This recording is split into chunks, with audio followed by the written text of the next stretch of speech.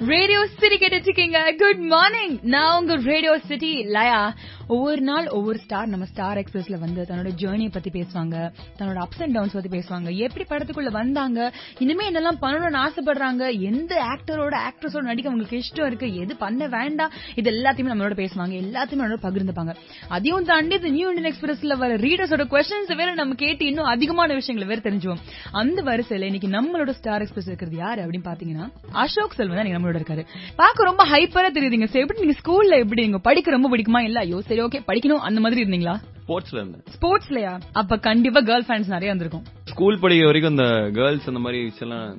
ஏன் co-ed school தானே? Co-ed தான், பட் என்ன 70 பேர் கிளாஸ்ல ஒரு 3 பேர் பொண்ணுங்க அந்த மாதிரி. சோ நான் ஸ்போர்ட்ஸ்ல இருந்தேன். கிரிக்கெட் ஸ்கூல் ஆடினேன், தமிழ்நாடு ஆடினேன். சோ எனக்கு கிளாஸுக்கும் டைம் இல்ல, பொண்ணுங்களுக்கும் டைம் இல்ல. சூப்பர். இப்ப பொதுவா ஹீரோஸோட கிரஷஸ் பத்தி தெரிஞ்சுக்க எல்லாருமே ஆசைப்படுவாங்க. சோ சொல்லுங்க உங்க ஃபர்ஸ்ட் கிரஷ் யாரு? சொன்னீங்களா அவங்க கிட்ட பத்தி? 18 வயசு தான் ஃபர்ஸ்ட் லவ் ஆச்சு. போய் சொன்னேன், அவங்க ஏற்கனவே பாய் ஃப்ரெண்ட் இருந்தது, அதனால நோ சொல்லிட்டாங்க. அப்புறம் அவங்கள பாத்தீங்களா சோஷியல் மீடியா அந்த மாதிரி?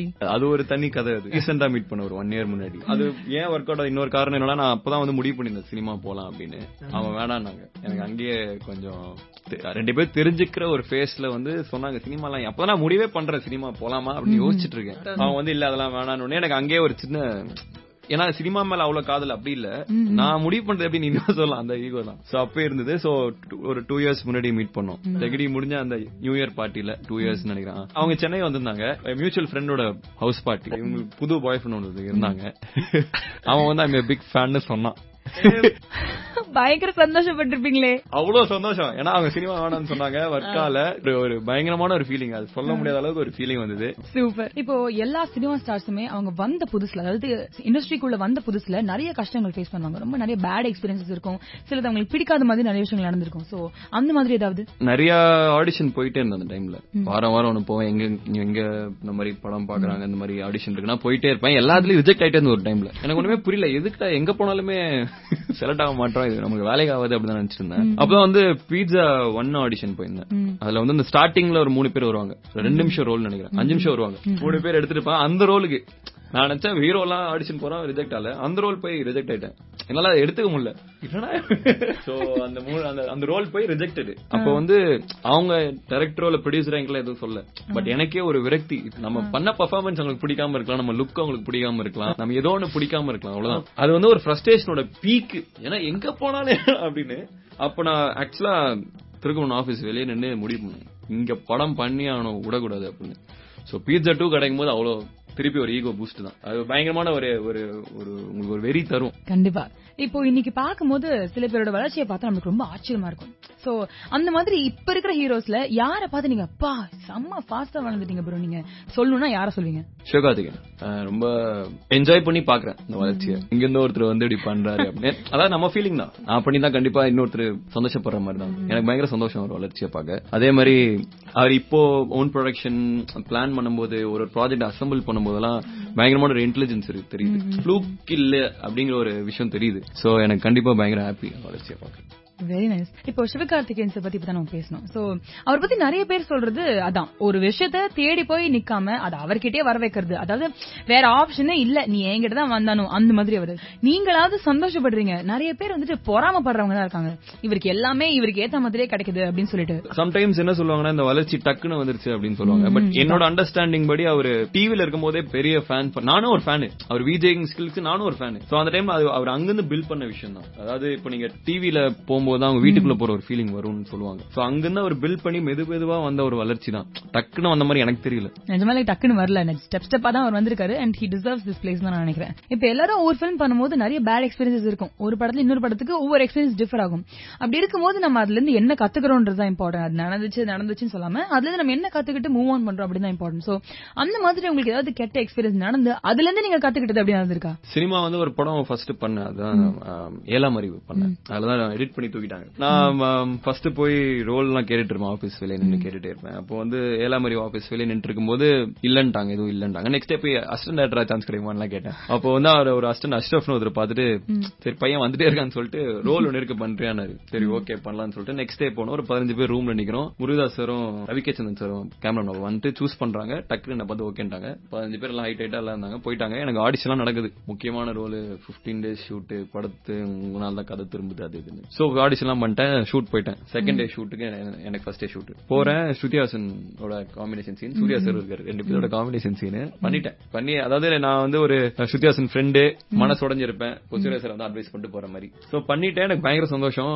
முருகதாஸ் சார் சூப்பரா பண்ணடான்ட்டாரு. எனக்கு செம்ம சந்தோஷம். ஃபுல்லா ஊர் ஃபுல்லா சொல்லிட்டேன் நம்ம தான். ஏன்னா அது வரைக்கும் கேட்டுக்கிட்டே இருப்பாங்க. 5 வருஷம் ஆயிடுச்சு ட்ரை பண்ணாச்சு. ஃப்ரெண்ட்ஸ் எல்லாம் கேட்டே இருப்பாங்க, என்னடா ஆச்சு என்னடா ஆச்சு என்னடா ஆச்சு என்னடா. இப்ப நம்ம கிட்ட சொல்ல ஏதோ இருக்குல்ல, நான் யாரு கேட்டாலும் சொல்றேன், ஏலம் என்ன இருக்கேன்டா, நான் தான்டா அப்படின்னு ஃபுல்லா சொல்லியாச்சு. அதுக்கப்புறம் ஃபர்ஸ்ட் டே ஷூட் முடிஞ்சது. அதுக்கப்புறம் நான் டெய்லி கூப்பிட்டே இருப்பேன், என்னன்னா நெக்ஸ்ட் டே போறதே வருது நாங்க கூப்பிடவே இல்ல. ஷூட்டிங் முடிஞ்சிச்சு, நியூஸ் படிச்சேன். அதுக்கப்புறம் டப்பிங் எப்ப கூப்பிடுறீங்க, டப்பிங் எப்ப கூப்பிட்டே ரிலீஸ் டேட் போட்டாங்க. சரி வேற ஏதோ டப் பண்ணிட்டாங்க ஓகேன்னு சொல்லிட்டு ஒரு 10 பேருக்கு ஒரு 4000 ரூபாய் செலவு பண்ணி ஜெயன்னு போய் உள்ள உட்காரோம். என் சீன் இன்ட்ரோல் வரைக்கும் வரல. ஓகே எனக்கு அந்த காஸ்டியூம் பார்த்தனே தெரிஞ்சிச்சு, நம்ம இதே காஸ்டியூம் அப்ப நம்ம நடிச்சோம் கூட. சோ சைட்ஸ் போல சரி பிளாஷ்பேக்ல வரும் அப்புறம் ஒரு அல்ப புதி. சோ இன்ட்ரோல் முடிஞ்சிருச்சு. செகண்ட் ஹாஃப் பாக்குறோம். செகண்ட் ஹாஃப்லயும் இல்ல. படம் முடிஞ்சோடனே பயங்கரமான ஒரு எம்பாரஸ்மெண்ட் ஆயிடுச்சு. சின்ன ஒரு அசிங்க மாதிரி ஆயிடுச்சு. இப்ப எல்லாரும் பொம்மை கலாய்க்கலாம் ஆரம்பிச்சிட்டாங்க, என்னடா போய் சொல்லிட்டு அலையிறியா அப்படி இப்படி. சோ அது பயங்கரமான ஒரு டிசப்பாயின்மெண்ட் ஆயிடுச்சு. இப்ப எனக்கு புரியுது, ஏன்னா ஃபுட்டேஜ் அதிகமானா தேவையில்லாத கட் பண்ணிடுவாங்க. இப்ப எனக்கு புரியுது. பட் அந்த டைம்ல வந்து ரொம்ப பர்சனலா எடுத்துக்கிட்டேன். அதுக்கப்புறம் தான் ஒரு கொஞ்சம் சீரியஸா எடுக்க ஆரம்பிச்சேன். நம்ம வந்து கரெக்டா சூஸ் பண்ணணும், கரெக்டான விஷயத்தை தான் வெளியே சொல்லணும்னு எனக்கு புரிய ஆரம்பிச்சது. சோ அது ஒரு லைஃப் சேஞ்சிங்கான ஒரு வெரி நைஸ். இப்போ எந்த பிளேசஸ்க்குலாம் நீங்க போகும்போது ஒரு நாஸ்டாலஜிக் ஃபீல் உங்களுக்கு வரும்? லைக் நடிக்க வரதுக்கு முன்னாடி நீங்க நிறைய அந்த இடத்துக்கு போயிருப்பீங்க, இப்போ அதே இடத்துக்கு நீங்க போகும்போது அசோக் செல்வன் அப்படின்னு நிறைய பேர் சொல்லுவாங்க. சோ அந்த மாதிரி ஏதாவது? பெசன்ட் நகர் பீச் ப்ராபபிலி. ஏன்னா ஸ்கூல் படிக்கிற டைம்ல அங்கதான் நிறைய கிடந்தது. சோ பெசன்ட் நகர் பீச் போனா ஒரு பழைய ஒரு ஞாபகம் வரும். மற்றபடி எல்லா இடமும் தான் அதே இடத்துக்கு தான் போயிட்டு இருக்கேன். எனக்கு என்னமோ புதுசா அந்த மாதிரி ஃபீல் வருது. அடி அசோக் பாக்கணும் அந்த மாதிரி எனக்கு தெரியல. அதே இடம் தான் திருப்பி சத்தியம் சினிமாஸ் தான் போயிட்டு இருக்கேன். சோ அதே கும்பலோட தான் இருக்கேன். ஸ்கூல் ஃப்ரெண்ட்ஸ், காலேஜ் ஃப்ரெண்ட்ஸ் அதே கும்பலோட தான் இருக்கேன். அதே இடத்துக்கு தான் போயிட்டு இருக்கேன். சூப்பர். இப்போ எல்லா ஆக்டர்ஸ்க்குமே ஃபர்ஸ்ட் அவங்களை ஸ்கிரீன்ல பாக்கும்போது ஒரு வேற ஃபீலிங் இருக்கும். அப்பா நம்மளாம் வந்துட்டு ஸ்டேஜ் அந்த மாதிரி இருக்கும். சோ அந்த மாதிரி நீங்க உங்களோட ஃபர்ஸ்ட் ஃபில்ம் நீங்க போய் தியேட்டர்ல பாக்கும்போது எப்படி ஃபீல் பண்ணீங்க? பில்லா 2 சின்ன வயசு அஜித் சாரோட போட்டோ யூஸ் பண்ணிருந்தாங்க. தியேட்டர் பேர் மறந்துட்டேன். பூந்தமல்லி எங்கயோ தியேட்டர் போனோம். அங்க டிக்கெட் கிடைச்சது. பில்லா 2 ஃபர்ஸ்ட் காலைல 4:30 மணி ஷோ நினைக்கிறேன். போய் உட்காரோம். போய் சும்மா எனக்கு மட்டும் தான் தெரியாது. நான் மூஞ்சியை வந்து டார்க் ஆக்கிட்டாங்க. அதுவும் நான் எக்ஸ்பெக்ட் பண்ணல. அதுவும் ஒரு சின்ன disappoint. But okay. As in 1 week முன்னாடி அசிஸ்டன்ட் ஃப்ரெண்ட் ஒருத்தவங்க பார்த்து டே சூப்பர் போட்டோ வந்து அது வரைக்கும் டார்க் பண்ணல. நான் ஓகே நம்ம போட்டோ வருது அதே மாதிரி தான் போன டார்க்கா இருந்தது. பட் ஓரளவுக்கு நான் ப்ரிப்பேர்டா இருந்தேன். சோ எனக்கும் என் ஃப்ரெண்ட்ஸுக்கு மட்டும் தெரியும். அது வரும்போது மட்டும் நாங்க ஒரு 4-5 பேர் மட்டும் கை தட்டணும். சோ அப்படி இருந்தது. ஃபர்ஸ்ட் ஒரு நல்ல எக்ஸ்பீரியன்ஸ் அது. பட் உண்மையா நான் எக்ஸ்பீரியன்ஸ் பண்ணது சூதுகவும். அப்போ அவ்வளோ ஹியூமர் அந்த படத்துல ஒர்க் ஆகும் எனக்கு எடுக்கும்போது தெரியல. நாங்க எல்லாம் சீரியஸா பண்ணிட்டு இருந்தோம். பட் கைத்தட்டு நிக்கவே இல்லை. நான் பார்த்தப்போ ஃபேம்ல பார்த்தேன். ஃபர்ஸ்ட் மார்னிங் ஷோ அம்மா படம் வந்து பாக்குறேன். கைத்தட்டு நிக்கவே இல்லை. சிரிக்கிற சவுண்டும் கைத்தட்டும் நிக்கவே இல்லை. அப்படி ஒரு சந்தோஷம். அது நல்ல ஃபீலிங். நம்ம பண்ணதுக்கு நல்ல நம்மளுக்கு பாராட்டு கிடைக்குது, நல்ல சொல்றாங்க நம்மளுக்கு அப்படின்னா அது ரொம்ப நல்ல ஃபீலிங்ல. கண்டிப்பா நீங்க வீட்டுல வந்து நடிக்க போறீங்க, இப்ப நடிச்சிட்டு இருக்கீங்க அப்படின்ற போது உங்க வீட்டுல எப்படி ரியாக்ட் பண்றாங்க, உங்க ஃபேமிலி எப்படி ஃபீல் பண்றாங்க அப்படின்னு கேட்டிருக்காரு. வீட்டுல இன்னும் அதேதான், சாப்பிட்டியா தூங்கினியா. கெரியர் பொறுத்த வரைக்கும் எதுவும் பெருசா பேச மாட்டோம். ஏன்னா எங்க அப்பா ஃபர்ஸ்ட் நடிக்க போறேன்னு சொன்னப்போ சொன்ன ஒரே விஷயம் தான், நீ தோத்தாலும் நான் இருக்க மாட்டேன், ஜெயிச்சாலும் இருக்க மாட்டேன். ஏன்னா இந்த இண்டஸ்ட்ரி எனக்கு தெரியாது, இதுக்கும் நம்ம குடும்பத்துக்கும் சம்பந்தமே இல்ல.